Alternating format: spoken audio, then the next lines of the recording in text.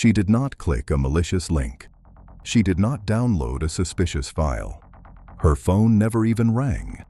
Yet the cartel knew exactly where she was, who she had spoken to, and what she was investigating. This is File 09, the Zero-Click Phantom. The weapon is called Pegasus. It is manufactured by the NSO Group, a highly secretive Israeli cyber arms firm. Founded in 2010 in the city of Herzliya, just north of Tel Aviv. The company's pitch is simple, a tool that lets sovereign governments hunt terrorists, drug cartels, and organized criminals by quietly compromising the smartphone the target carries in their pocket. In the abstract, the pitch is plausible. Cartel leaders use iPhones. Terrorist financiers use WhatsApp. Encrypted messaging is the operational fabric of the modern criminal underworld.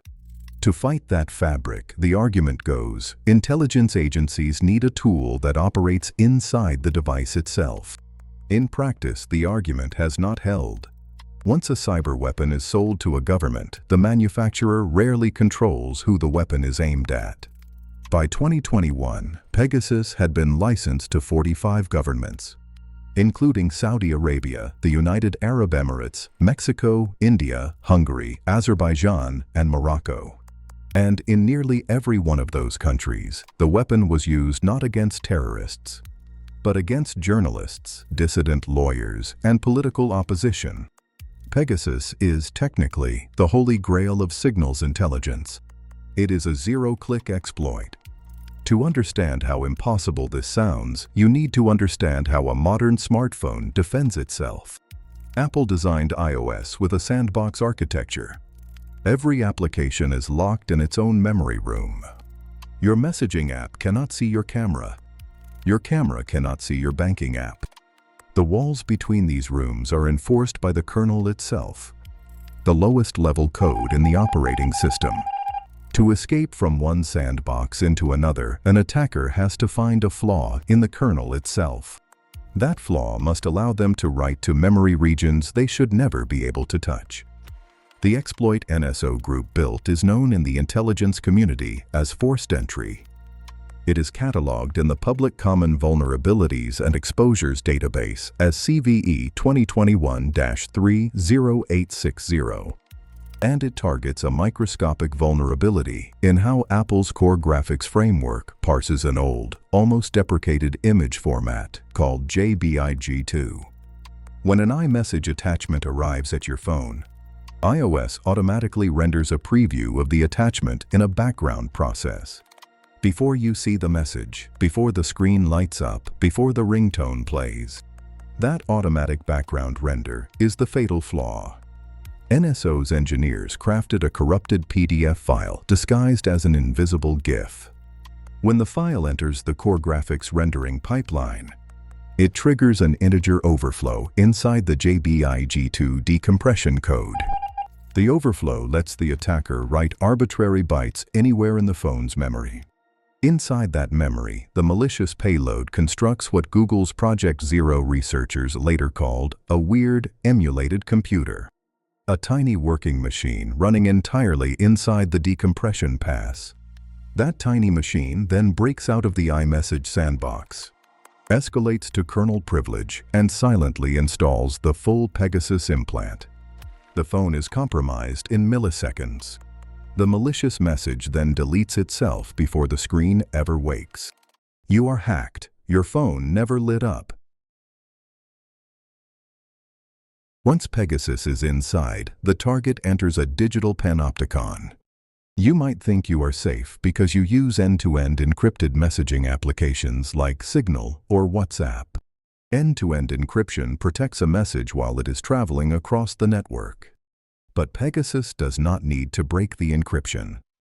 Pegasus simply records what you type before it is encrypted, and reads what you receive after it is decrypted. The cryptography is mathematically perfect. The cryptography is also irrelevant. The implant can silently activate the microphone during a confidential meeting, even when the phone is face down on a table. It can quietly access the camera with the privacy LED suppressed by patched firmware. It pulls your exact GPS coordinates, refreshed every few seconds. It mirrors your screen. It harvests your contacts, your emails, your calendar, your photo library. It does all of this in a background process you cannot see. With a power consumption signature you cannot measure on any consumer-grade tool. For an intelligence agency, this is the holy grail of signals intelligence. 5.5 billion smartphones live in human pockets right now. Every one of them carries a microphone, a camera, a GPS receiver, and a continuously updating snapshot of the owner's social network. Pegasus turns the device into the watcher. In Mexico, the weapon was used to track investigative journalists working on cartel financing. In India, it was used against opposition politicians, lawyers defending political prisoners, and human rights activists. In Hungary, it was used against opposition journalists and a media rights lawyer. In Spain, it was used against members of the Catalan independence movement. In Morocco, it was used against French President Emmanuel Macron's personal phone. And on October 2, 2018, in the city of Istanbul, the operator we just watched select a target made his selection. The journalist Jamal Khashoggi, a Saudi citizen and Washington Post columnist, walked into the Saudi consulate to retrieve a routine document. He never walked out. The Pegasus implants on the phones of multiple people in his immediate circle had, in the months prior, given Saudi state intelligence advance access to his travel plans, his appointments, his emails, and the identities of every person he was speaking to. Pegasus did not pull the trigger, but Pegasus made the trigger possible. For 10 years, Pegasus operated as a true ghost. Targets were silently infected, harvested, and abandoned. And the implant erased the evidence of its own arrival before any forensic tool could find it. But in 2021, the ghost made a mistake. A team of researchers at the Citizen Lab, an academic cybersecurity watchdog based at the Munk School of Global Affairs at the University of Toronto, were forensically examining an iTunes backup of the iPhone of an anonymous Saudi activist. The activist had reason to believe his phone was compromised. He had given his backup to the lab. Deep inside the backup, in a system database file called datausage.sqlite, a researcher named Bill Marchak found a microscopic anomaly. The Pegasus malware, after a successful infection, had attempted to delete the evidence of its arrival. Specifically, it had tried to clean up traces of the malicious GIF attachment that had triggered the forced entry exploit. But the cleanup code had a bug. When the malware attempted to garbage collect the corrupted GIF fragments, it left behind incomplete byte sequences in the data usage database. The fragments were meaningless on their own. But when decompiled, they consistently produced the same internal NSO Group artifact name. The researchers called the artifact Cascade Fail. Cascade Fail was finally a fingerprint, a repeatable signature that confirmed a specific iPhone had been targeted by the forced entry exploit. For the first time in a decade, Pegasus had a forensic identifier that could not be forged and could not be erased. Citizen Lab had captured the zero-click phantom. 2 months later, the artifact reached the public consciousness through a different door. A French non-profit called Forbidden Stories, working with Amnesty International's security lab, obtained a leaked database. The database contained roughly 50,000 phone numbers across 40 countries. Each number was a Pegasus target, selected for surveillance by one of NSO's licensed government clients. Forbidden Stories assembled a consortium of 17 news organizations across 10 countries. The Guardian, Le Monde, The Washington Post, Süddeutsche Zeitung, Haaretz, The Wire in India, Aristegui Noticias in Mexico. 60 journalists working in concert. For 3 months in absolute secrecy. The consortium cross-referenced the leaked numbers against the Cascade Fail forensic signature on the phones they could physically access. The results were definitive. In India, more than 1,400 numbers including opposition politicians, judges, journalists, and the personal phone of the future leader of the opposition. In Mexico, 15,000 numbers including investigative reporters and the family of the journalist murdered in Sinaloa. In Morocco, 10,000 numbers including French President Emmanuel Macron and the King of Morocco's own brother. In Hungary, the personal phone of the editor of an opposition newspaper. In Spain, more than 60 members of the Catalan independence movement. On July 18, 2021, the consortium published. The story was the largest investigation of mercenary spyware in the history of journalism. Citizen Lab immediately delivered the technical paper to Apple's security team. Inside Apple, the response was extraordinary. Within 96 hours, the core graphics team had patched the JBIG2 integer overflow vulnerability. The fix was approved, signed, and bundled into an emergency global iOS release labeled 14.8.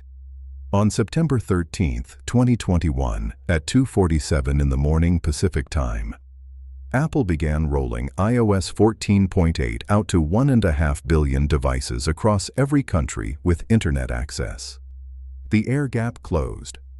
2 months later, on November 23, 2021, Apple's legal team filed a federal lawsuit in the United States District Court for the Northern District of California. The defendant was NSO Group Technologies Limited. The lawsuit alleged that NSO had violated the Computer Fraud and Abuse Act by unauthorized access to Apple servers, that NSO had violated California's unfair competition law, and that NSO had unjustly enriched itself at the expense of Apple's users. Apple sought a permanent injunction prohibiting NSO from ever again targeting any Apple product, any Apple service, or any Apple software. The lawsuit followed a parallel filing from WhatsApp 2 years earlier. In October 2019, WhatsApp had sued NSO Group in the same federal court for using the WhatsApp service to deliver Pegasus payloads to 1,400 WhatsApp users. The WhatsApp suit had survived NSO's motion to dismiss on sovereign immunity grounds and was actively in discovery. On the same day Apple filed its lawsuit, the United States Commerce Department added NSO Group to its entity list, the export control blacklist that prohibits American companies from doing business with the listed entity. Alongside NSO, the department added the Israeli firm Candiru, the Russian firm Positive Technologies, and a Singaporean firm called Computer Security Initiative Consultancy. The mercenary spyware market lost its largest 2 players to American export control sanctions in a single afternoon. NSO Group's commercial collapse was rapid. The company's pre-Pegasus project valuation of $1.5 billion cratered to a reported $200 million by mid-2022. NSO laid off a quarter of its workforce. The company's chief executive resigned. The Israeli government, which had previously approved every Pegasus export license as a national security asset, quietly began rolling back its endorsement. The ghost had been named. The architecture had cracked. The lesson of Pegasus is, in 2024, an architectural lesson about the device you are reading this on. NSO Group has been crippled. Apple's lawsuit, the WhatsApp lawsuit, and the United States Commerce Department blacklist have collectively reduced the largest mercenary spyware vendor in the world to a fraction of its peak. That is the part of the story that ended. Everything else continues. The mercenary spyware market did not collapse with NSO, it expanded. The Israeli firm Candiru, blacklisted alongside NSO, continues to develop similar zero-click capabilities under different corporate ownership. The North Macedonian firm Citrox, marketing a competing product called Predator, has been confirmed to have infected the phones of journalists in Greece, opposition politicians in Egypt, and human rights workers across North Africa. The Israeli firm Quadream, marketing a product called Rain, has been confirmed to have infected the phones of dissidents in at least 10 countries. The Intellexa Consortium, headquartered nowhere in particular and registered in the British Virgin Islands, exports zero-click capability to government clients with even fewer human rights guardrails than NSO had. Every one of these tools targets the same fundamental architectural reality. A modern smartphone is a microphone, a camera, a GPS receiver, an accelerometer, a fingerprint sensor, a continuously updating photograph of your social network, and the encryption keys for your bank account, your email, your messages, and your personal medical records. All of those subsystems are accessible from inside the operating system. All of those subsystems are protected only by the security boundary of that operating system. And every operating system in widespread commercial use has, at any given moment, a small but non-zero number of unpatched zero-click vulnerabilities sitting in research notebooks or commercial intelligence portfolios, waiting for a buyer. You are no longer the weakest link in your own security. The device in your pocket is the vulnerability. The session is logged, the connection is closed. The files remain open,